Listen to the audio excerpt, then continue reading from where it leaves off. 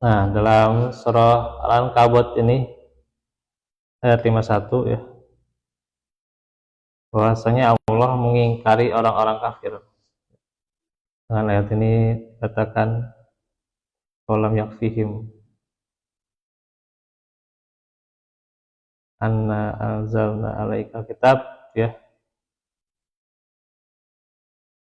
Apakah tidak cukup bagi orang-orang musyrik itu bahwa kami telah menurunkan Al-Quran rahim kepadamu untuk dibaca sehingga dapat mengetuk pendengaran mereka. Kemudian juga Al-Quran itu diantaranya terdapat inna fi dzalika larahmah, rahmah yaitu kasih sayang Allah. Yang dimaksud adalah kenikmatan dan peringatan. Wadikra ya, peringatan bagi orang-orang yang teguh keimanannya kepada Allah. Qaumi yu'minun.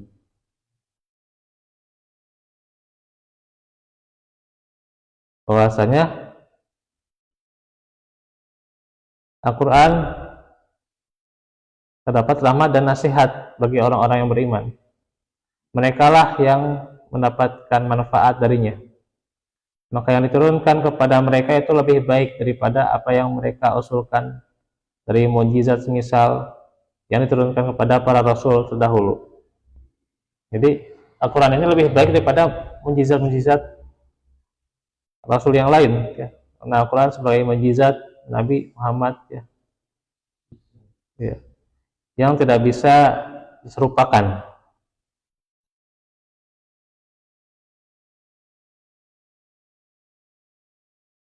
Nah,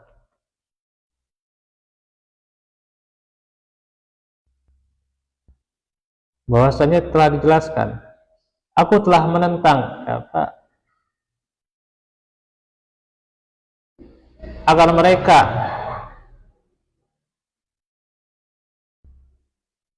mendatangkan kitab yang semisalnya atau satu surat yang menandinginya, namun mereka tidak mampu melakukannya.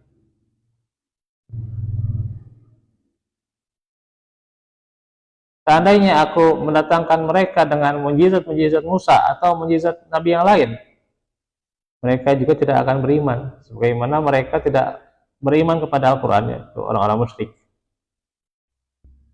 Kemudian dalam Al-Quran itu ada rahmah, yakni rahmat yang besar di dunia maupun di akhirat, dan dzikra, pelajaran, peringatan bagi mereka di dunia yang mengingatkan mereka dan memberi petunjuk kepada kebenaran.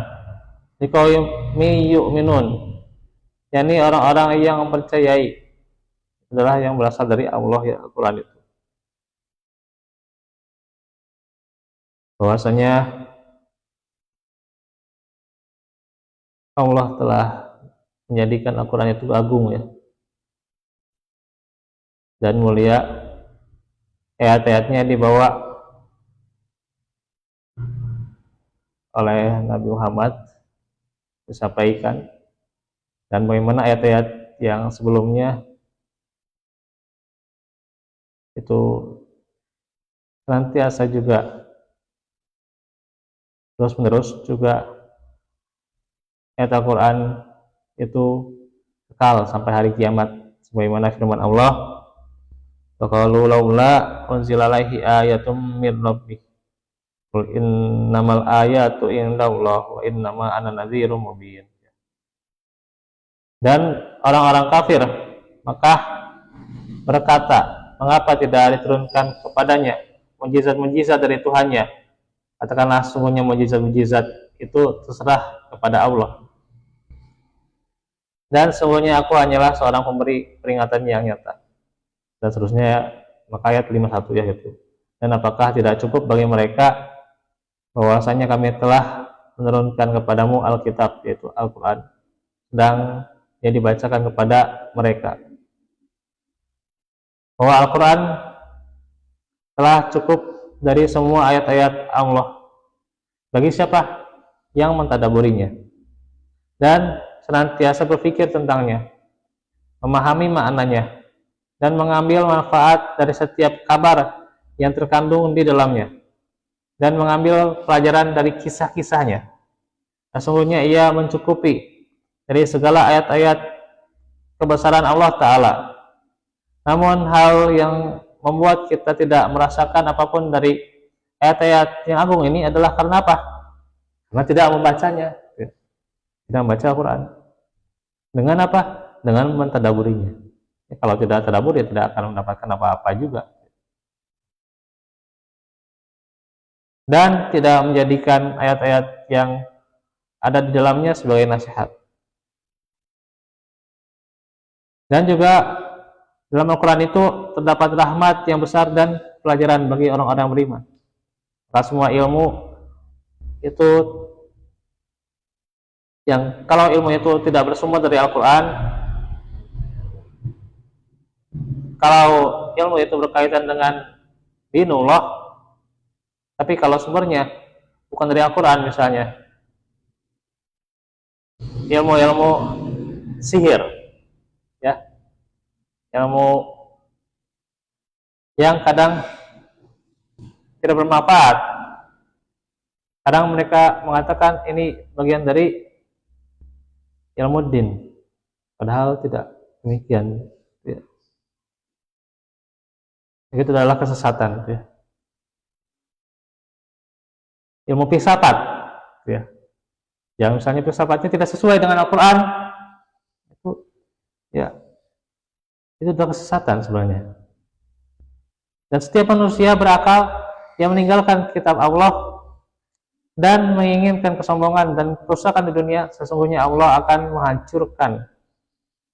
Karena orang yang sesat tidak akan memperoleh apapun dari kesesatannya, melainkan ia akan diazab dengan amalan yang tidak berguna yang ia lakukan. Sungguh sangat agung nikmat Allah kepada hambanya yang dicukupkan waktunya untuk memahami kitabnya, untuk belajar, gitu ya. Walaupun dia sangat kekurangan dalam hal lainnya, gitu ya. Dalam hal misalnya dia susah membaca Al-Quran, ya, terbata-bata, gitu ya. Maksudnya susah di sini terbata-bata, ya, gitu kan. Artinya susah karena sifatnya bukan, ya. Tapi susah di sini maksudnya terbata-bata, ya, kesulitan, ya. Kalau sifatnya sebenarnya Quran itu adalah mudah. Quran itu mudah sebenarnya, gitu. Cuman ya orang kan beda-beda, ya, dalam mencarinya, gitu.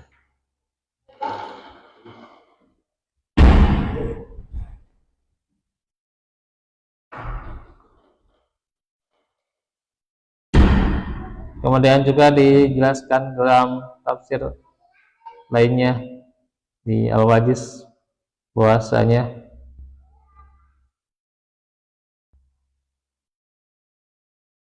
apakah tidak cukup bagi orang-orang yang musyrik itu tanda-tanda bagi apa yang mereka cari-cari, bahwa sungguhnya kami menurunkan Al-Quran kepadamu.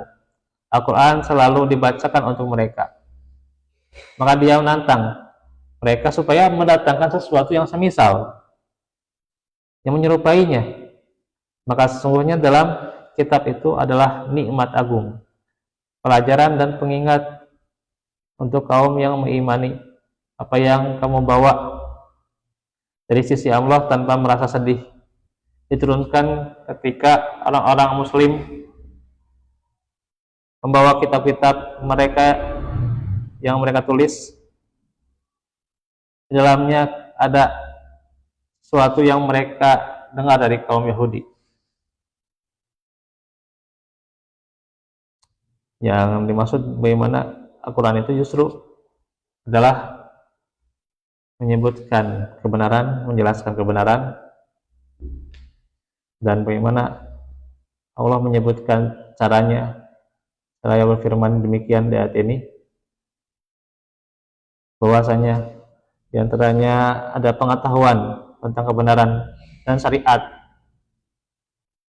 Dan juga ungkapan Al-Quran itu sangat singkat dan sangat padat. Terdapat banyak bukti-bukti yang sangat jelas untuk mereka yang mengambil pelajaran dari dalamnya, dan petunjuk-petunjuk yang sangat gamblang. Sebab apa yang telah dijelaskan di muka, bahwa kedatangan Rasulullah dengan membawa Al-Quran, ya, membawa Al-Quran, padahal beliau itu ya tidak bisa baca tulis, ya, adalah merupakan bukti paling besar atas kebenarannya. Kemudian yang kedua, ketidakmampuan mereka menentang dan melawannya adalah merupakan tanda bukti lain. Dan yang ketiga, kemunculan secara terang-terangan di mana Al-Quran dibacakan kepada mereka dan disebutkan bahwa ia berasal dari sisi Allah. Rasulullah menampakkannya atau memunculkannya ke permukaan umum pada saat itu hanya segelintir saja pendukung, gitu ya. Sedangkan orang-orang yang menentang dan memusuhinya banyak sekali, gitu ya. Namun beliau tidak merahasiakannya, dan hal itu tidak mematahkan tekad dari beliau, ya, bukan beliau menyerah, tapi beliau terus-menerus, ya, tekad bulatnya terus, ya, gitu. Maka beliau juga malah lantang, beliau itu, ya, gitu, bahwasanya Al-Quran ini adalah firman Rabbku. Maka apakah seseorang yang mampu melawannya atau berbicara dengan mengalahkannya atau dapat menandinginya? Maka yang keempat nih, informasi dalam Al-Quran tentang kisah-kisah generasi yang pertama dan berita-berita yang terdahulu, ya, orang-orang terdahulu, dan hal-hal gaib itu adalah yang akan datang serta kontemporer, semuanya sesuai dengan kenyataan. Dan yang kelima, hegemoni Al-Quran terhadap kitab-kitab samawi sebelumnya dan pembenarannya terhadap yang sahih, serta menafikan dari hal-hal yang dimasukkan ke dalam kitab-kitab tersebut berupa tahrif atau tabdil, lalu bimbingannya kepada jalan yang lurus yang tercermin dalam perintah dan larangannya.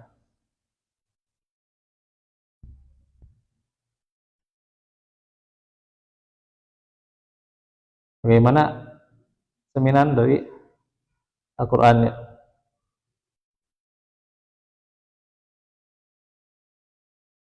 Maka Al-Quran terdapat ilmu yang banyak, kebaikan yang melimpah, membersihkan hati, ruh, menyucikan keyakinan, menyempurnakan akhlak, dan lainnya dari maslahat-maslahat yang senantiasa terus, ya. Al-Quran itu selalu relevan dengan setiap keadaan dan juga setiap zaman, ya. Setiap zaman itu relevan Al-Quran itu, ya, gitu. Nah, itu diantaranya. Maka bagi siapa saja yang ingin membenarkan dan berusaha mencari yang benar, maka tentunya Al-Quran senantiasa, ya, menjadi bimbingan yang terbaik. Dan juga dengan itu juga orang-orang itu memperoleh banyak ilmu, kebaikan yang sangat berharga, kesucian jiwa dan ruh, kemurnian keyakinan, kesempurnaan akhlak,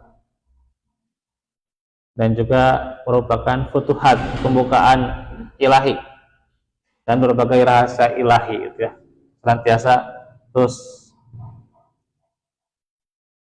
mulia dengan Al-Quran.